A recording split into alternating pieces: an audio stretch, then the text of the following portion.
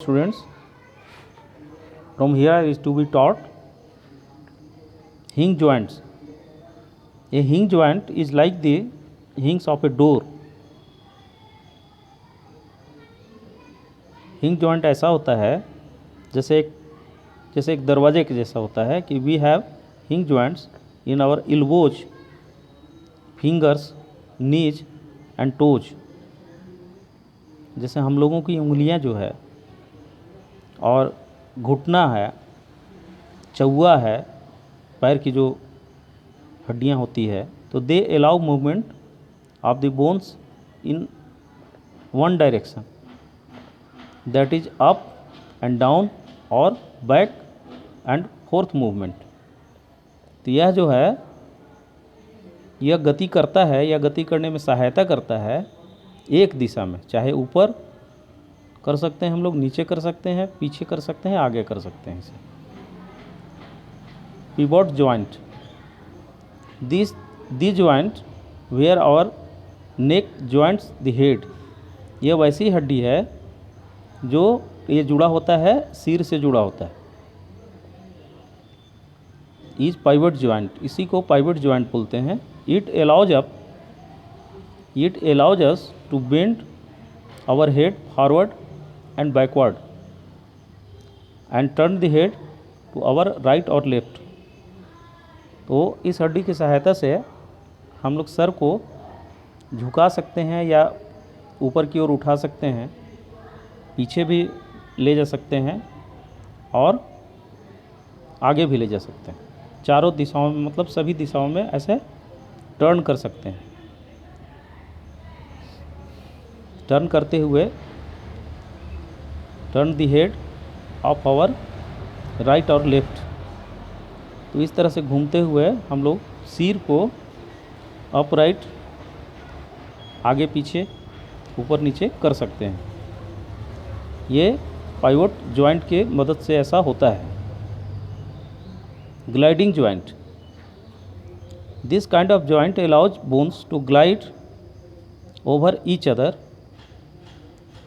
Providing little movement in all directions. तो इस तरह की जो हड्डी है, ग्लाइडिंग जॉइंट्स जो है, एक प्रकार की ऐसी हड्डी है जो इजाज़त देता है हड्डियों को ग्लाइड करने के लिए, उड़ने के लिए, मतलब दौड़ने के लिए, over each other, providing little movement in all direction. और इसमें हल्का गतिशीलता होता है, हल्के रूप से ये गति कर सकता है। जैसे हम लोग पैर की इस हड्डी को हिला सकते हैं। Gliding joints are found between the wrist and the carpals. तो ये ग्लाइडिंग हड्डी जो है हम लोग के कलाई में मौजूद है और एक कार्पल्स में मौजूद है। And between the ankle and the tarsals, ये एंकल में मौजूद है ये ग्लाइडिंग हड्डी, और कार्पल्स में मौजूद है। And between the ankle and the tarsals, इसमें ग्लाइडिंग हड्डी का उपयोग, ग्लाइडिंग हड्डी इसमें मौजूद होता है, जिसके सहायता से हम लोग हल्का फुल्का मूवमेंट तो इसका कर सकते हैं, बट इसी की सहायता से हम लोग दौड़ना भागना भी कर सकते हैं। Now it is time to understand about the muscular system. ये what is called muscular system. मांसपेशियों का कैसा बनावट है, उनका क्या काम है। तो let us read this taking the help of this chapter. Bones can not move by themselves. हड्डियाँ अपने आप से गति नहीं कर सकती है। तो bones are attached to other through ligaments, क्योंकि हड्डी जो है जुड़ा हुआ है किससे, लिगामेंट से जुड़ा हुआ है। और the muscles that are attached to the bones help them to move. और जो मसल है, मांसपेशी है, वो हड्डी से जुड़ा होता है, जो गति करने में सहायता करता है। जैसा कि फिगर नंबर 8.17 में दिया हुआ 8.17। हियर मसल, ये बोन्स है, मसल इससे जुड़ा हुआ है, टेंडन है, और लिगामेंट है, ये लिगामेंट जिससे कि हम हड्डियों को मोड़ सकते हैं, और ये मांसपेशी भी सहायता करता है मूवमेंट करने में। When V A muscle attached A bone contracts it pulls the bones and makes them move. तो जो मांसपेशी से जुड़ा हुआ होता है वो हड्डियों को खींचता है और इस तरह से गति होता है। A muscle can only pull but cannot push the bone back. वह सिर्फ ये मसल जो है हड्डियों को खींच सकता है, उसे धक्का नहीं दे सकता है, उस हड्डियों को धक्का नहीं दे सकता। So another muscle is required to pull the bone back in the opposite directions. और दूसरे दिशा में दौड़ने भागने के लिए दूसरे मसल की भी आवश्यकता पड़ती है। तो therefore one muscle pulls the bone away from the joint. तो एक जो मांसपेशी है वो हड्डियों को धक्का देती है जॉइंट की सहायता से, while its partner pull it back, और दूसरा जो है इसे पीछे की ओर खींचता है। Thus two muscles have to work together as a pair to move a bone. और हड्डियों को गति करने के लिए दो मांसपेशियों की आवश्यकता होती है, एक तो मतलब उसको आगे की ओर पुल करे और दूसरा पीछे की ओर खींचे, तभी मतलब गति संभव है। तो to understand the working of muscles to bring about movement of the bones. Activity number 5 के माध्यम से आप समझने का कोशिश कीजिए कि कैसे मसल जो है मूवमेंट में हड्डियों की सहायता पहुंचाता है और मूवमेंट करता है। Here is your method, here is observation and conclusion also. कि व्हाट इज द कंक्लूजन? कि bones can not move by themself. हड्डियाँ स्वतः अपने आप से नहीं गति कर सकता है। The muscles attach to the bones make them move है एट द जॉइंट। ये जो मांसपेशी जो है हड्डियों से जुड़ा होता है, जो जॉइंट से जुड़ा होता है ना, तो ये मदद करता है किसी भी प्राणी को आगे पीछे दौड़ने में, गति करने में। लोकोमोशन इन एनिमल्स, कैसे जानवर एक स्थान से दूसरे स्थान में चले जाते हैं। जैसे अर्थवर्म, केंचुआ। The earthworm has a long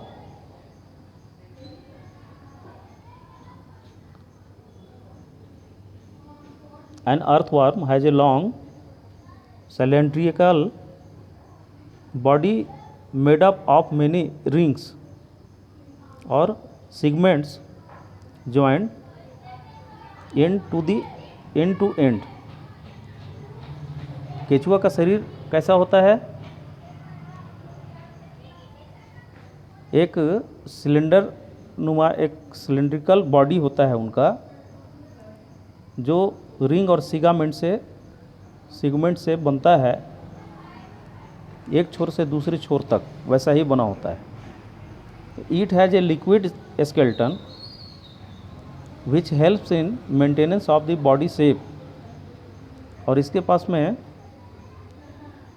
एक लिक्विड का स्केलेटन होता है जो उसके शरीर को की मरम्मत भी करता है, उसके आकार को बरकरार रखता है।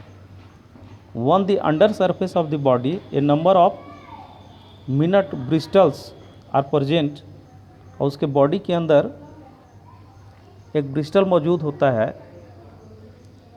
That helps the earthworm to get a firm grip on the ground, जो केंचुआ को धरती को आगे पकड़ लेने का ताकत प्रदान करता है। तो muscles attach to these bristles help to contract the body.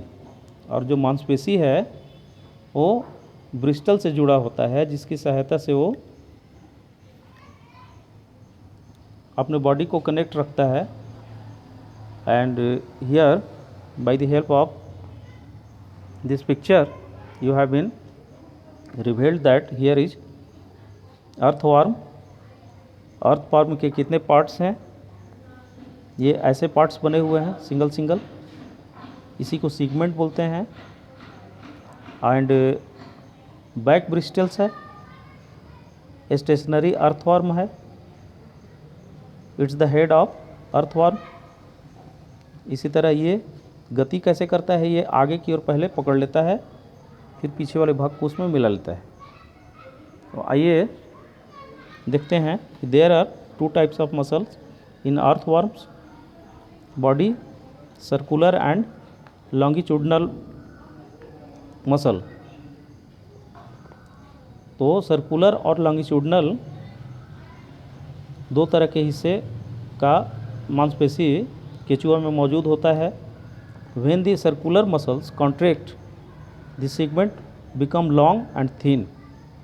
जो सर्कुलर मांसपेशी जो है गति करता है वो सेगमेंट लंबा हो जाता है और पतला हो जाता है। When the longitudinal muscle contract the segment become short.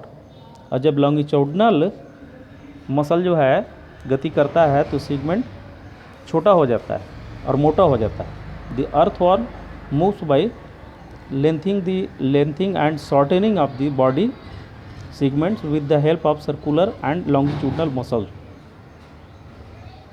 तो मैंने अभी आपको थोड़ी देर पहले बताया था कि गति करने का उसका जो तरीका है वो ऐसा है कि पहले वो अग्रभाग को खींचकर आगे की ओर ले जाता है। उस समय उसका जो लॉन्गिट्यूडनल जो सेगमेंट है वो लंबा हो जाता है और पतला हो जाता है, और फिर पीछे वाले हिस्से को वो आगे मिला देता है। इस तरह से लॉन्गिट्यूडनल मसल जो है उसका छोटा और मोटा हो जाता है। To move first earthworm contract circular muscles of the front segments. As a result, the front part of the body becomes long and move a little ahead by withdrawing the bristles of the ground. तो परिणाम स्वरूप क्या होता है कि आगे का हिस्सा उसका जो है लंबा हो जाता है और धरती को पकड़ लेता है, और पीछे वाले हिस्से को वो आगे मिला देता है। Then the longitudinal muscles of the front part of the earthworm contract and segment become short and thick. और जब पीछे वाला हिस्सा को जब आगे की ओर ले जाता है तो इस तरह से वो छोटा हो जाता है और मोटा हो जाता है। तो the bristle of the front part now grip the ground and the segments in the rear part of the earthworm become thin and long due to contraction of circular muscle. तो ये सर्कुलर मसल के माध्यम से जब उसे आगे बढ़ाना होता है तो पतला हो जाता है, लंबा हो जाता है, और फिर पीछे वाले हिस्से को मिला लेता है। Next the back part of the earthworm becomes short and thick due to contraction of longitudinal muscle. ये लॉन्गिट्यूडनल मसल के माध्यम से पीछे वाले हिस्से को फिर आगे की ओर आगे वाले हिस्से में मिला देता है। In this way the earthworm moves A small distance ahead. तो कुछ दूरी तक जो ये गति करता है, ये गति करने का उसका तरीका यही है। Snail, here is a picture of snail. इसे शंख भी कह सकते हैं कि शंख is also a creature movement in snail. Snails have hard shells of their back that protect them from the heat and enemies. ये बहुत कड़े कवच का बना होता है जो इसे इसके गर्मी से और इसके शत्रुओं से इसे बचाता है। Snails have a large flat foot made up of strong